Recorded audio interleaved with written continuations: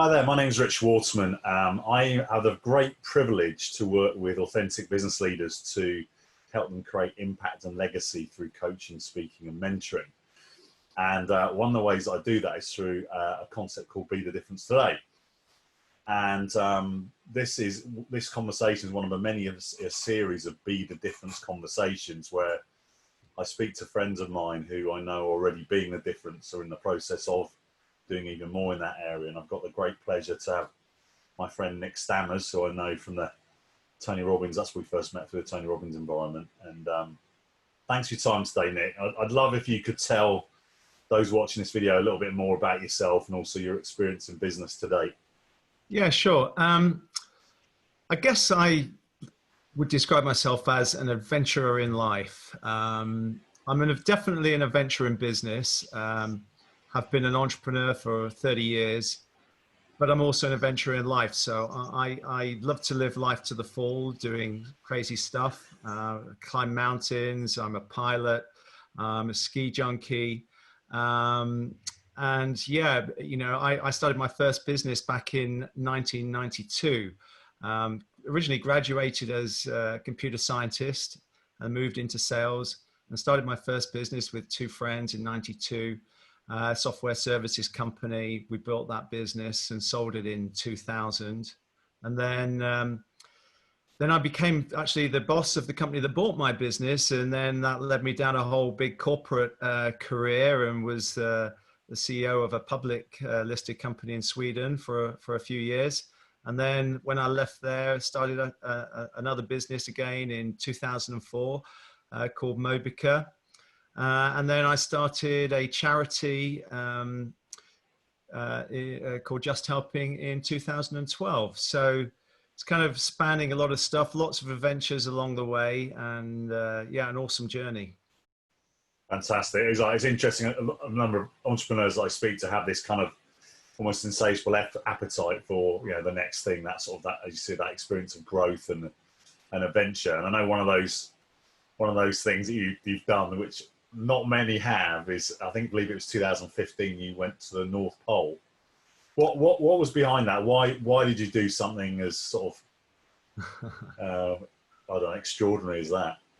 Well, the North Pole trip comes from originally came from a conversation that I had with my friend Simon. We had loved skiing and ski touring, and we'd just completed the summit of Mont Blanc. We were celebrating in Chamonix, and we were thinking how incredibly hard that was, but how amazing it was to have, reached the summit and skied off the top. And we thought, what could we possibly do next to kind of keep our dreams and focus alive? I think it's super important to have big goals in life, and that keeps you moving forward and keeps you progressing. So in that bar that evening, we came up with 4 crazy things, which was to go to the North Pole, the South Pole, to sail across the Atlantic, and to climb Mount Everest. So those were the things. And then when we sobered up the next morning, we thought, well, what are we going to do first? So the first thing that we thought, well, what's the easiest? So we thought, well, it's got to be the South Pole's got to be the easiest, hasn't it? So we actually Simon and I went to the South Pole in 2013, and then I went to the North Pole in 2015. I actually went with my son. He was doing his gap year, and we did a combination of walking on skis and dog sledding. Wow. We did the last 2 degrees, which is 120 nautical miles to the North Pole. It was absolutely incredible. What I like about those journeys, because we were on ice for a couple of weeks, camping in total isolation, is the fact that you are completely away from all normal civilization life. There's no internet. We had a satellite phone, but it's kind of limited in what you can do with it. You really are dependent on your team, on survival. Everything's about hydration, nutrition, and getting to your goal. And I think that when you live in a tent like that so intensely in that environment where, you know, it's minus 50 degrees outside, every little thing takes preparation, determination to accomplish, even going to the bathroom. And I think that that makes you, when you come back from there, you realize how lucky you are. And that makes me feel very grateful for the having a tap with hot water in it, that I can just wash myself when I want to, that I can go and use the bathroom and flush the toilet, or I can just go to the store and buy food. So yeah, it's amazing. Yeah, love it. So many nuggets in there, Nick. I love I see this a lot with successful people. It's kind of insatiable appetite for what's next. It's never like, oh, I've set this big goal and then I'm done. It's amazing how many people I speak to that it's just like, you know, the next expedition or journey is planned right, you know, literally at the summit in some cases of the previous one. Yeah. And I also love how you're choosing experiences that then almost like kind of a concentrated microcosm of life. You said about, you know, reliance on team and other factors, how these experiences really enable you to go on your own journey in terms of discovery of self, etc. Yeah. Yeah, absolutely. Yeah. You know, to have a meaningful life, you've got to be continuously making progress. The minute you stop progressing in life, that's when you feel lack of fulfillment, empty. You've got to keep moving forward, becoming more, expanding. Talk a little bit about that in my book, but yeah, progress is key. Absolutely. Yeah, that makes a lot of sense. It's one I think both you and I have experienced this kind of success in corporate life piece, and then it's like the bigger meaning of life. And obviously, you mentioned your book, and let's move on to that because I know many years ago, I've always been a great admirer of yours in the way that you are incredibly effective, but don't necessarily need to make a big song and dance about it. And I remember many years ago, kind of prodding you a bit, saying, "I'd love to find out more about your thoughts around business and the entrepreneurial life." Yeah. And then next thing I know, you're writing a book. But tell me a little bit about that. What was the kind of the prompt that thought, I'm going to write a book? So there were a couple of things. I didn't just decide to write a book. It was an accumulation of little things that prodded my mind and provoked my subconscious to lead me to that point. One of the very first ones was your question to me. I remember you calling me up and asking me, "Nick, you've been very successful in business, and there must be a lot of things that you've experienced and lessons that you've learned that would be valuable for other people. If you've got some great ones, if you could share some of those with me. I've got a lot of people that I'm coaching that would love to benefit from those." And I remember writing that little note on a Post-it, which I stuck on my desk, that reminder to think of some things to give to Rich to help him and his clients. And I never got back to you because I was thinking at the time, gosh, yeah, I know I've learned so much, but what is it specifically that I've got that I can share? And then another friend of mine, Thor, called me up as well. And he said, I'm doing this podcast, Peak Performers podcast. And, I'd love to share some of your experiences as an entrepreneur, as a successful person in business, with our audience. And I was thinking, nobody wants to hear my story. Nobody wants to hear what I've got to say, really. And Thor persuaded me. He said, "Look, no, seriously, Nick, you've had a lot of success, and I'd really love to interview you." So I agreed. And at the end, the product that the interview, the finished product was, and I listened to it. I thought, well, that's pretty good. I have actually got something to say. I don't know why I didn't feel that I had previously. So that got me thinking, and I was talking to my friends in my mastermind group about this experience, and I was saying to them that I really feel like the lessons that I've got could benefit young people. And I was thinking, I want to do some speaking to influence young people to become entrepreneurs, because I think if you can get people young and help shape them and influence them, the world needs more entrepreneurs.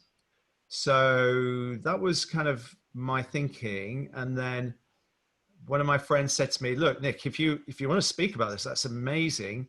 Why don't you get yourself a speaking coach? Yeah.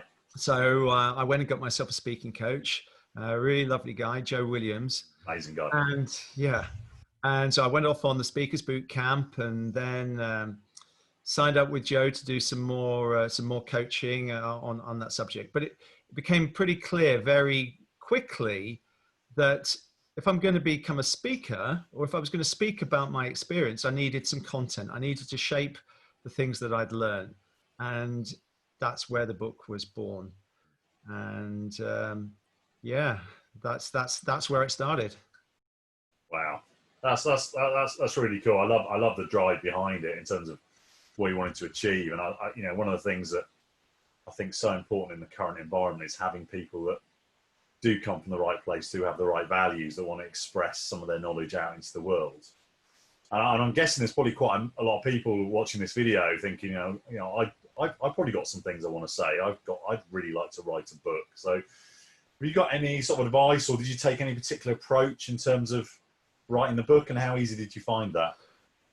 Yeah, well, there's a whole mixture of emotions with writing a book. At the beginning, it felt like a very big mountain to climb.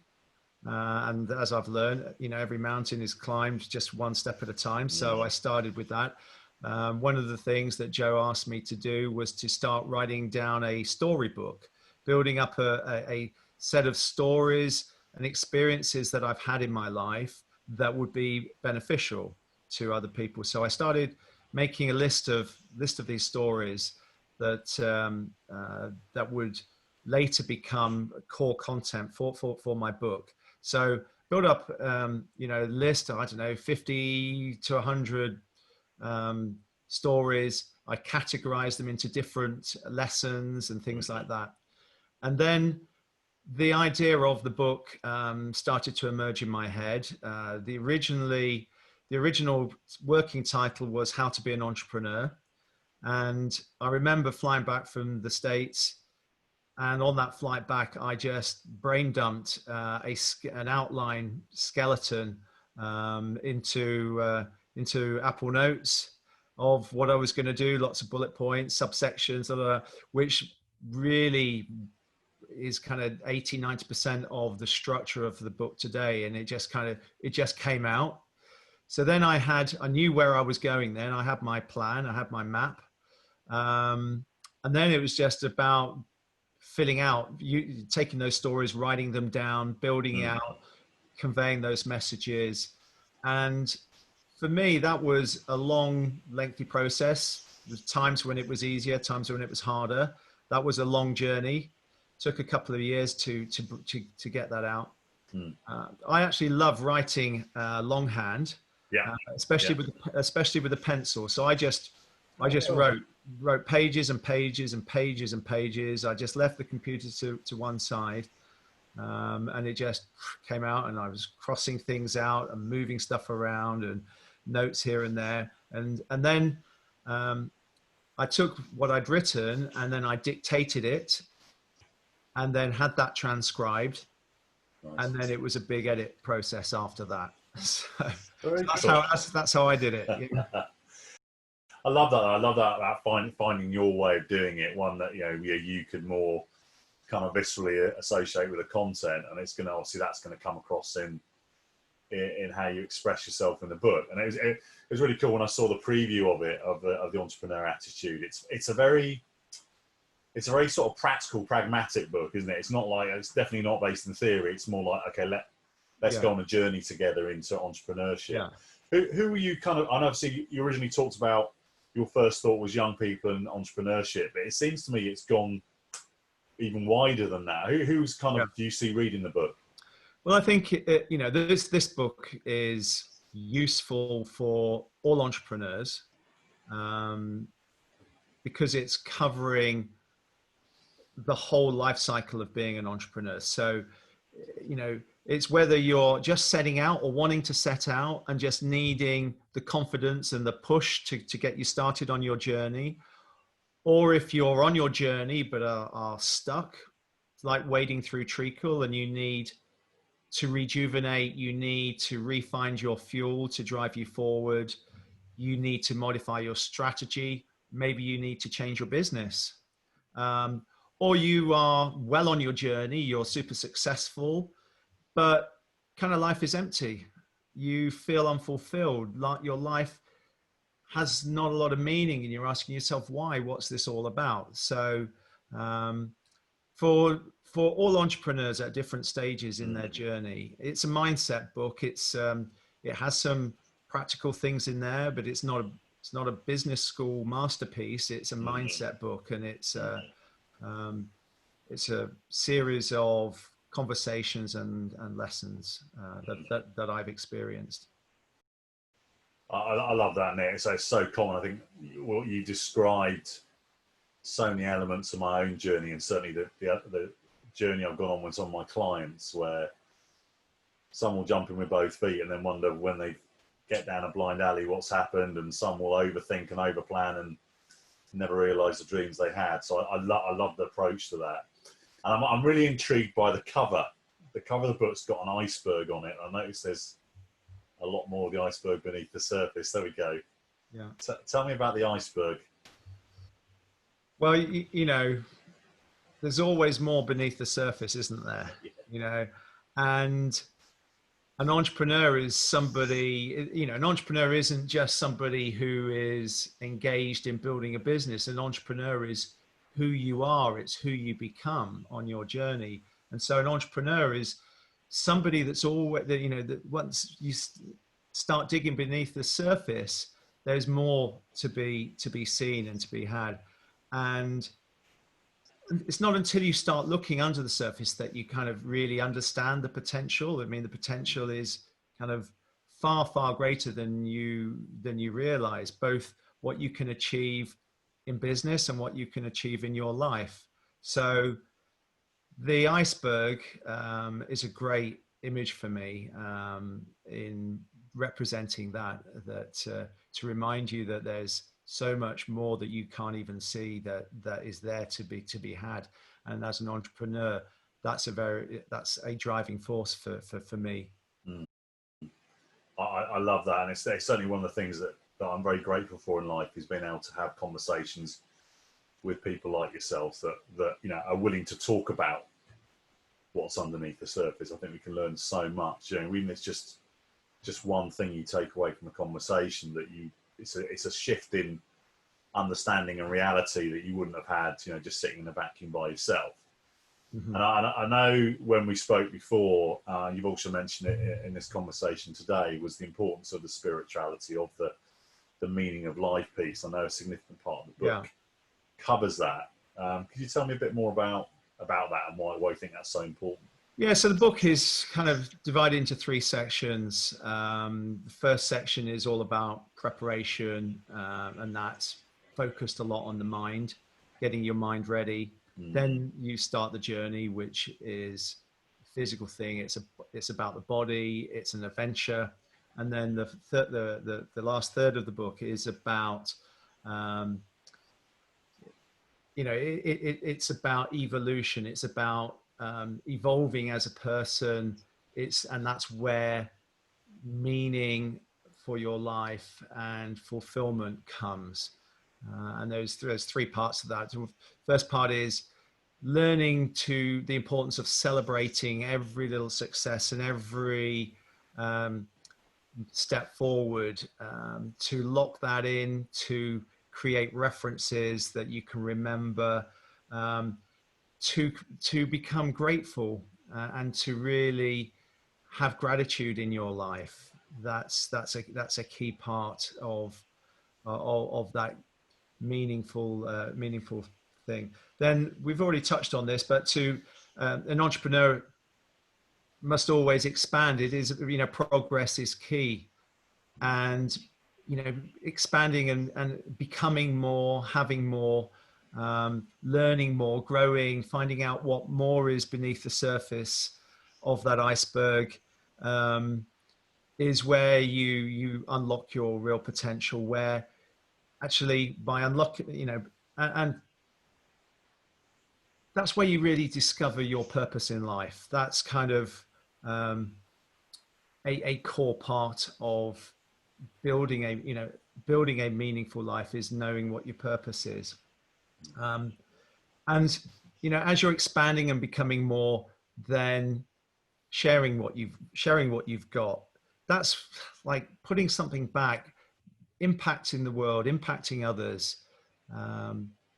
That's where you give your life meaning, because if you live in a bubble, if your life is all about you, then it's kind of empty and has no meaning. The minute you start touching somebody else's life, making a difference in the world, putting something back, putting back more than you take. We're all consumers, but if you put back more than you take, so when you leave this earth, you leave it in credit.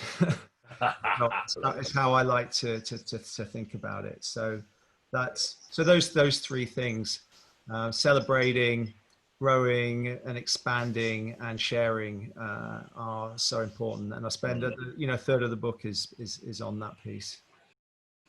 Yeah, I think that's just wonderful, because it's not that common in sort of books aimed at entrepreneurship to see that, and yet I love your take on this kind of journey of self growth and self fulfillment, but how that naturally then combines with I love the concept of leaving a balance in credit. That's a very, very simple but very powerful concept. And this was my experience in life.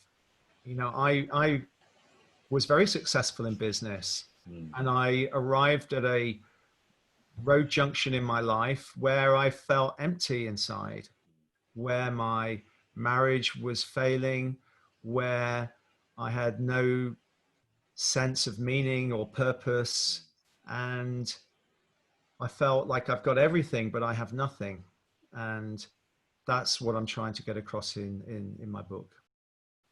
I love that. Yeah, I remember our early conversations when we were starting our Tony Robbins journey together were very much around our sort of shared experiences of that. And they said people see the tip of the iceberg and think you're doing great, and yet there's so much going on. Yeah. Well, if I threw the term "being the difference" at you, what springs to mind? Well, I think the first thing is the being word, because that's leadership. I think not waiting for things to come to you. It's about being and doing and being the difference. And then it's the difference piece is coming back to what I just said. It's adding something back. It's being in credit. Impacting the lives of others, impacting the environment positively. It is, bringing ultimate meaning to your life is about being that difference. But an entrepreneur is a leader, doesn't wait for things to happen. So being the difference means taking responsibility, leading by example, and doing positive things. I love that. I'm going to steal some of those definitions for my continued journey in that space. Without jumping the gun, obviously, I know that the book's coming out on July the 15th, if I'm correct. I'm very confident that people will read it and experience these insights from you and go, I wonder what's next. Have you had thoughts about what's beyond the book? Obviously, while we're all going to take time to celebrate its launch. Yeah. What well, I'm kind of starting to think about another book. Yeah. I think that my journey as an author has only just begun, so I'm thinking about that. I'm also thinking about how I can get the lessons and messages in my book out to a wide audience effectively. And one of the ways I'm thinking about doing that is to develop some training content to go alongside the book, so that it would expand on some of the things that I'm teaching there, that I'm showing. So yeah, so that's the key thing for this book. Yeah, it's another book, probably another development on this same theme, and then to supplement this with some training material. Yeah, and I'll also do some speaking around it as well. But I don't want a busy speaking career, so You've got too many other things going on, I think. So yeah. Yeah, I can see the book does just completely naturally lends itself to sort of training follow-up, doesn't it, in terms of the way it's written and the practical style of it. Obviously, we know launch date's July 15th. How do people get hold of the book? What's going to go on July the 15th? What different ways we can digest the entrepreneur? Yeah, so we're going for an Amazon bestseller campaign, which is why we're coordinating everything for the launch on July the 15th, just a week's time. And we're launching, first of all, we're launching the Kindle version, and then shortly after that, hard copy and an audio version. Right now, to be able to get information about how to get the Kindle version at the right time to help us make it a bestseller, if they just go to my website, nickstammers.com, and then you can download an introductory, I think the first 2 or 3 chapters of the book, and that'll give you a flavor, and then we will keep you informed of how to go and get the full Kindle version next week. So that's the best way. Yeah. Excellent. I'll put the links below the video for all the various ways of going to Nick's website, and also how to get hold of the book when launched as well. Nick, thank you so much for your time today. It's been such a pleasure asking a few questions, helping you to unpack your thoughts on life. I've always been incredibly grateful for our journey together and our friendship. So thank you very much for your time today. Oh, Rich, thanks for asking me. It's been a pleasure. Thank you very much. Cheers, Nick. Bye for now. Bye.